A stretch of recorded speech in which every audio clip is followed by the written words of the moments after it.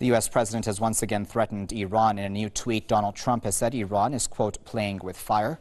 The U.S. president also said Iran did not appreciate his predecessor, Barack Obama, whom he described as kind to Tehran. Trump also said he will not be, quote, as kind as Obama was to the Islamic Republic. Immediately after Trump's tweet, Iranian Foreign Minister Mohammad Javad Zarif shot back, tweeting.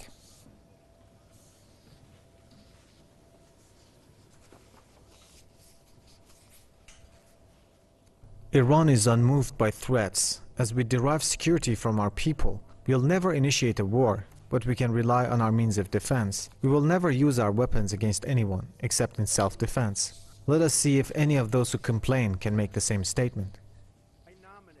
U.S. officials, including Trump, have stepped up their rhetoric against Iran after its recent missile test. Iran has time and again said it will not be intimidated by threats and will not relinquish its right to conventional military capabilities to defend itself against any foreign aggression. Well, to discuss that further, we're now joined by Ian Williams, who's a senior analyst with Foreign Policy in Focus, who's joining us live now from New York. Mr. Williams, how do you feel about these threats against Iran?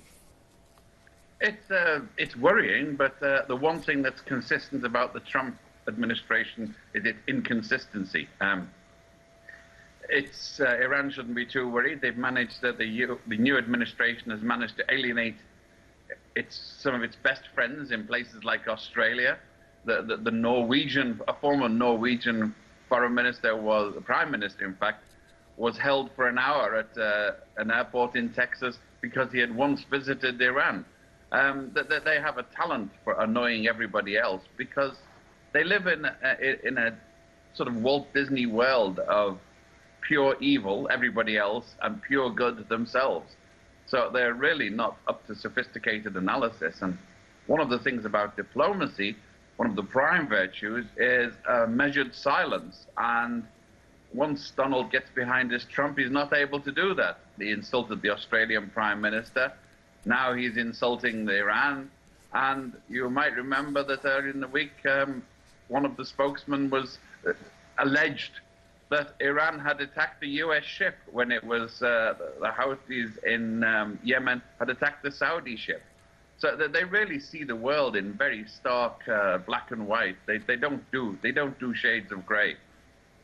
But then, Mr. Williams, to be fair, Trump has followed up his rhetoric seemingly with action in the sense that sanctions have already been announced against Iran, new sanctions, that is.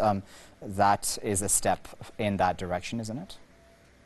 Well, it is, but none of his allies are likely to follow suit, partly because his behavior isn't likely to keep them allies, but everybody else is very happy with the nuclear deal.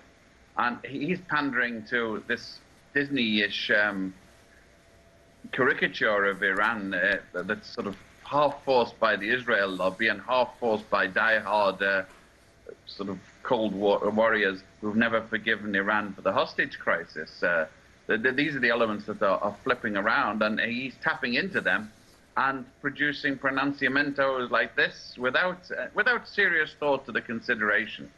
Many of the European and Asian allies, former allies of the U.S., were very happy with the deal that pledged that Iran was not going to get nuclear weapons. And they realized that a deal, as Donald Trump of all people keeps talking about, is a mutual deal. And if you rip up the bargain on your side, then you're inviting the other party to rip up their part of it.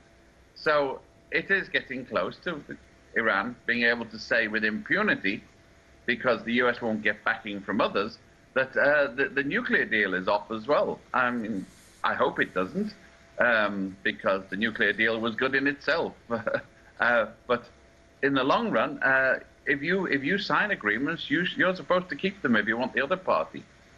For example, he is in effect condoning Israeli settlements, even though the Israeli government continually promised it wasn't going to build them, both to the Americans and to the international communities ever since Oslo.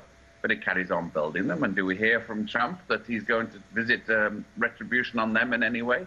No, he's promising to send them more money. Okay, well, we'll leave it at that point, Mr. Williams. But of course, as always, we appreciate you taking your time out to speak to us.